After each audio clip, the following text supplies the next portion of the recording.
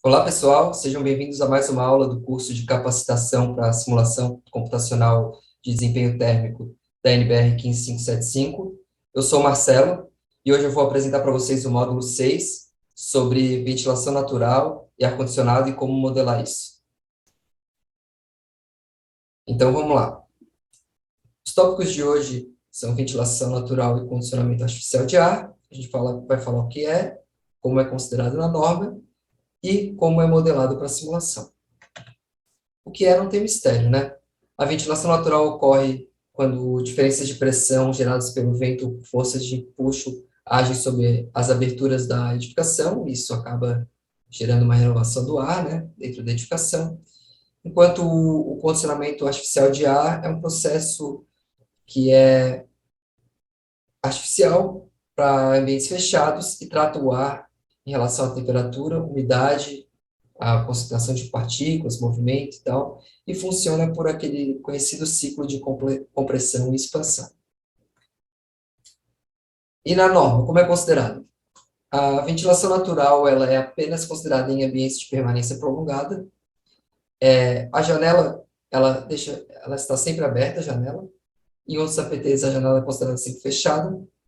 E nos APPs, as janelas abrem e fecham de acordo com as diferenças de temperatura do ar interno e externo. O condicionamento artificial, ele também é apenas quando há ocupação no APP, é calculado a carga ideal, né? Então não considera o desempenho, a eficiência da máquina em si, e o resfriamento e o aquecimento são calculados. Apenas a temperatura do ar é analisada, não tem consideração de umidade, concentração de partículas, essas coisas. A temperatura de set point do ar-condicionado é de 23 para resfriamento e 21 para aquecimento, e nesse caso, portas e janelas estão sempre fechadas. Então, a gente, quando tem nosso modelo da unidade habitacional, a gente vai fazer duas simulações, uma da ventilação natural e uma do ar-condicionado.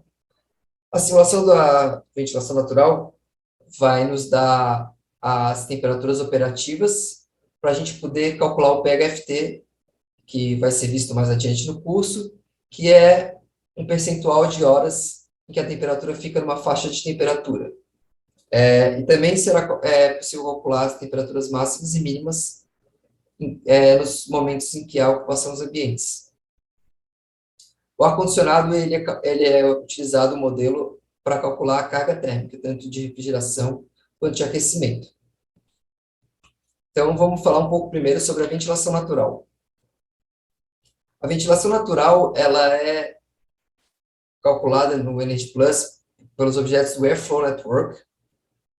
E, então, ela é uma rede, né, análoga a um circuito aí com nós e resistências. Os nós equivalem aí aos pontos de pressão e as resistências são as aberturas, né?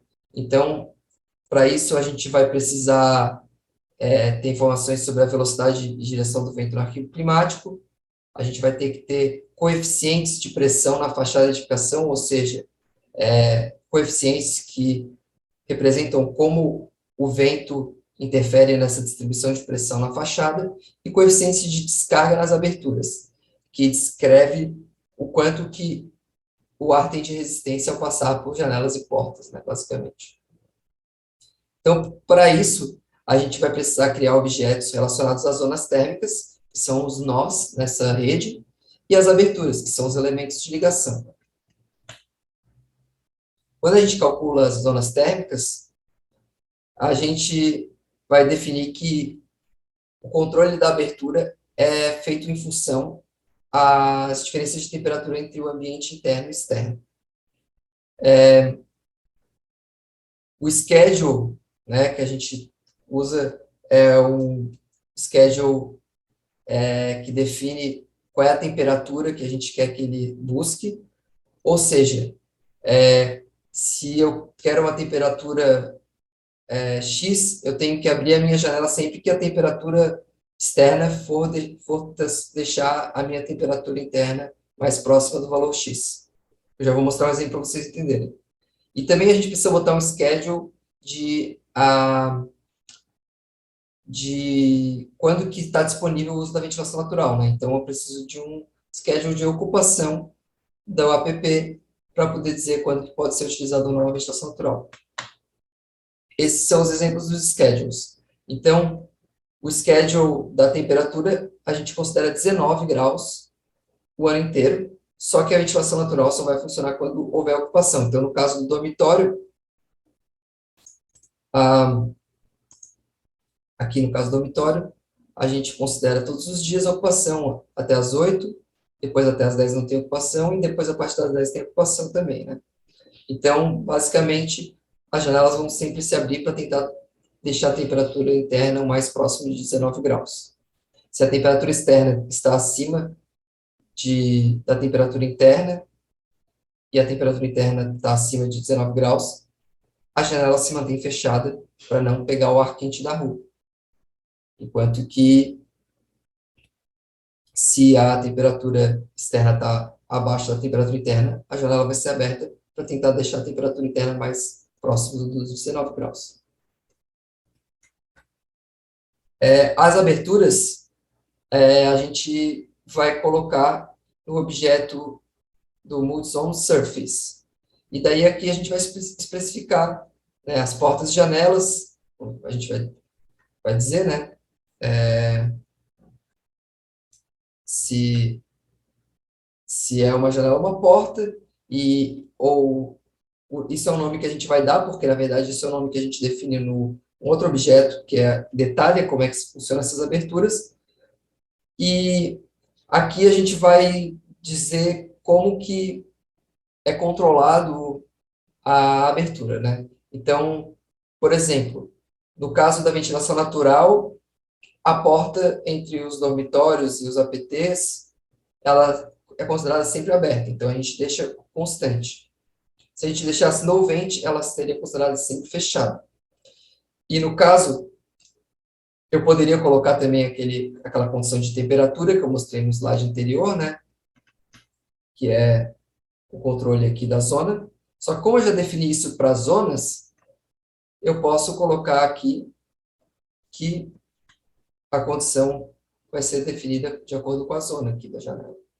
Então, ele vai ler o que já foi definido. Então, eu posso fazer uma configuração para todas as janelas de uma zona e fica mais simples, né? Então, vamos relembrar o que tem ali na norma, aqui em 575. As janelas dos APTs são sempre fechadas, com exceção da do banheiro, que está sempre aberta. As janelas dos APPs e de portas que são portas de sacada ou portas secundárias, como às vezes uma porta voltada para os fundos, tem aquela condição, que tem que estar ocupado, tem que ter a temperatura interna maior ou igual a 19 graus, e a temperatura interna tem que ser maior do que a temperatura externa. Essa é a condição que vai fazer a janela abrir. As portas internas sempre abertas, com exceção das portas dos banheiros, que ficam fechadas. Tá bom? Porta principal e portas externas são consideradas fechadas. Então, voltando ali para o Airflow Network, a gente tem que considerar a velocidade do vento, né? Então, assim, a gente tem, cada arquivo climático tem perfis de vento, às vezes, dependendo da região, tem uma frequência maior de ventos para uma determinada orientação, isso vai influenciar em como que o vento atinge o modelo, né? Então, essas características, elas são em função da altitude, né, da nossa zona, porque se for um prédio alto, a velocidade acaba sendo maior, e também do tipo de terreno. E isso é colocado lá no objeto Building, que é um dos objetos principais, básicos do MD Plus, e a gente coloca ali no campo do tipo do terreno, se é subúrbio, se é, né, country, que é mais um sítio, ou é cidade, né, se é urbano, e daí, de acordo com isso, diferentes expoentes e espessuras da camada limite, que isso é um pouco mais a física de como é que o vento se comporta na cidade, né? De acordo com isso, vai dar diferentes perfis de vento que vão ser considerados pelo programa. E, então, esses perfis de vento, que a gente tem aqui no exemplo, essas linhas aqui, que são consideradas de acordo tipo, digamos, a velocidade do vento de acordo com a altura e com o tipo de terreno, elas atingem a edificação e distribuem a pressão para cada superfície dessa edificação, né?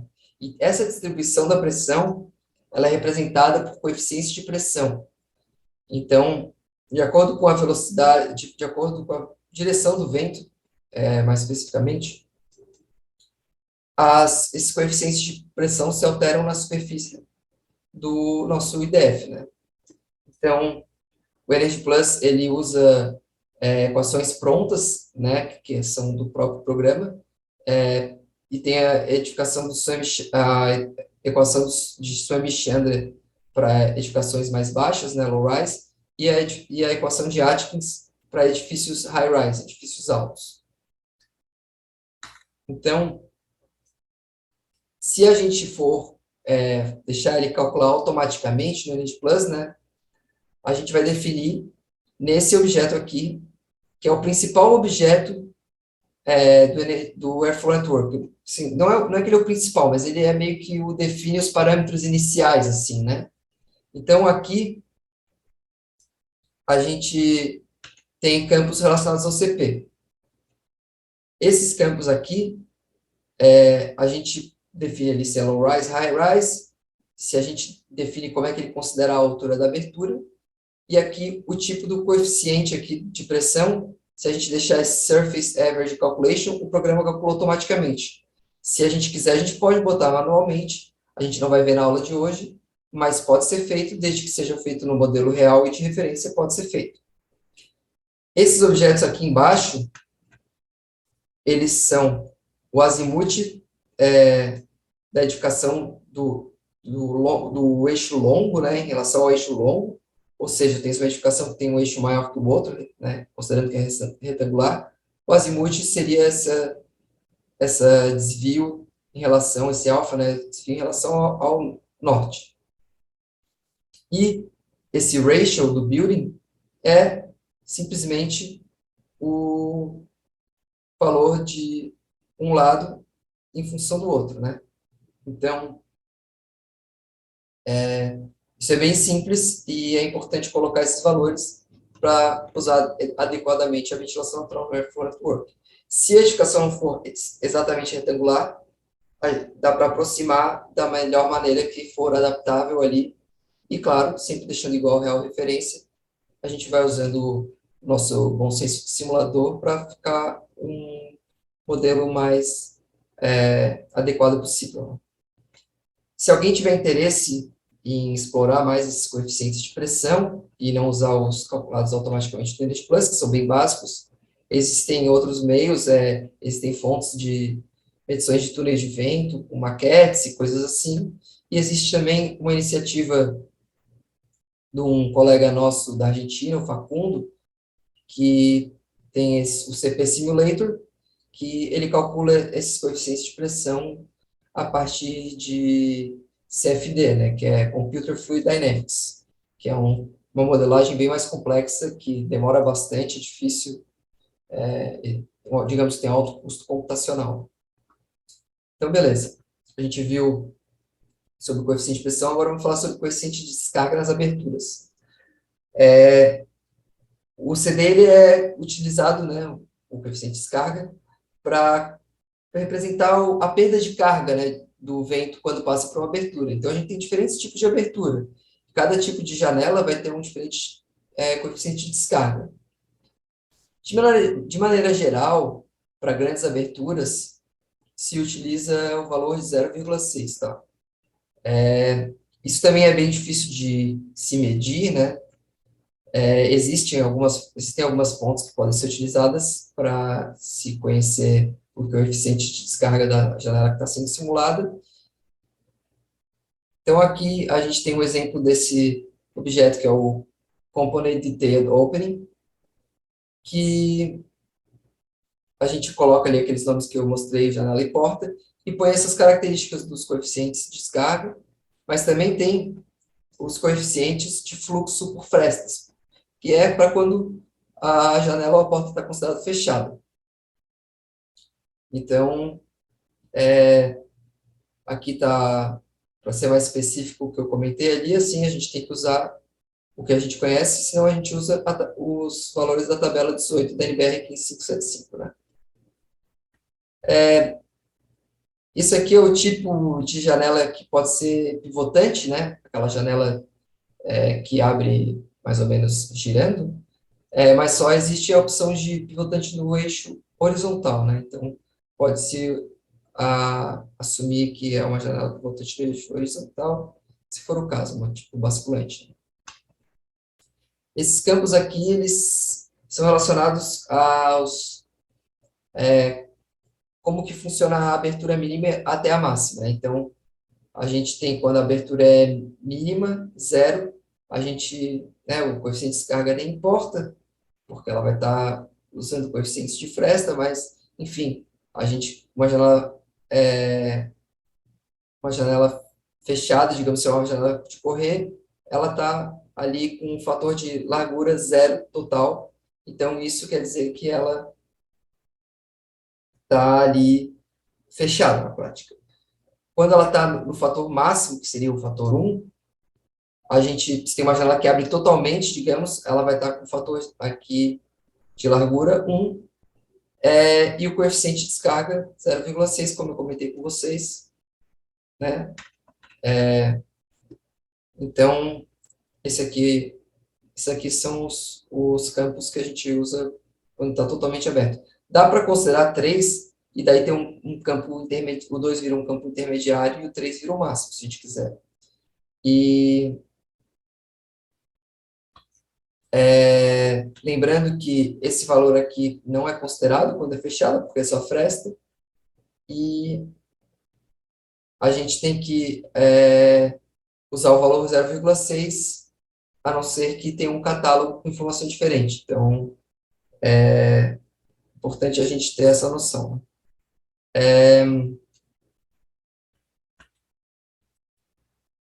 Esse valor um aqui, ele é para uma janela assim, ideal, né? Na NBR, o modelo de referência, a abertura máxima é 45%. Então, esse valor aqui seria 0,45.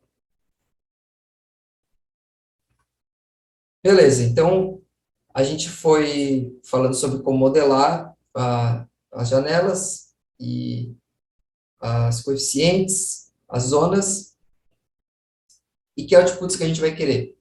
A gente vai querer os outputs que a gente pode usar para calcular a temperatura mínima, máxima e o PHFT. E esses outputs são a temperatura operativa na zona e o schedule da zona, que é, digamos, quando está ocupado, porque daí a gente vai conseguir depois calcular só os valores que acontecem quando existe ocupação na zona.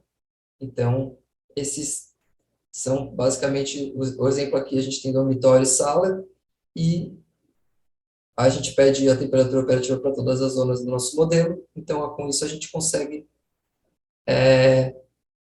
atender o que a gente quer. Então, assim, eu vim explicando e mostrando os objetos, mas resumidamente, os objetos que se relacionam de alguma maneira com a ventilação natural são o building, que é só para dizer o tipo de terreno ali, né, que faz aquelas cálculos de velocidade do vento.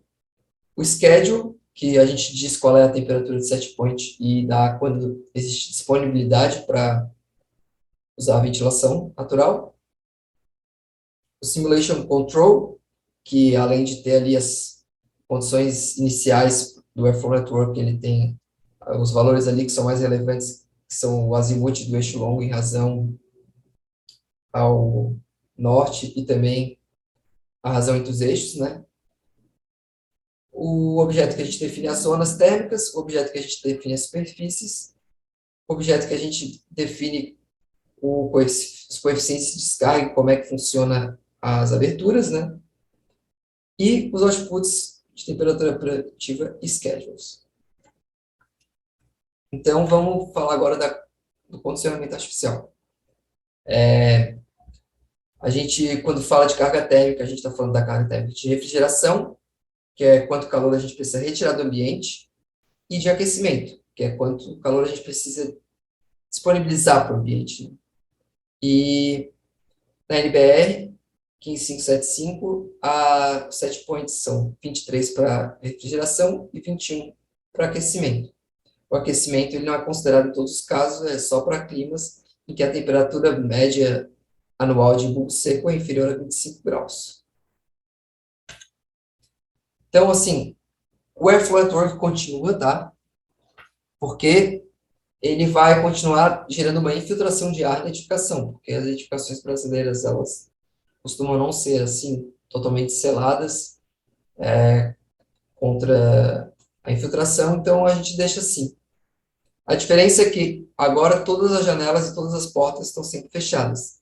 Na prática, a gente volta lá para aqueles objetos que a gente estava vendo, põe tudo como no vent, ou seja, vai estar sempre considerado fechado. A única que continua aberta é a janela do banheiro, que pode deixar como constante.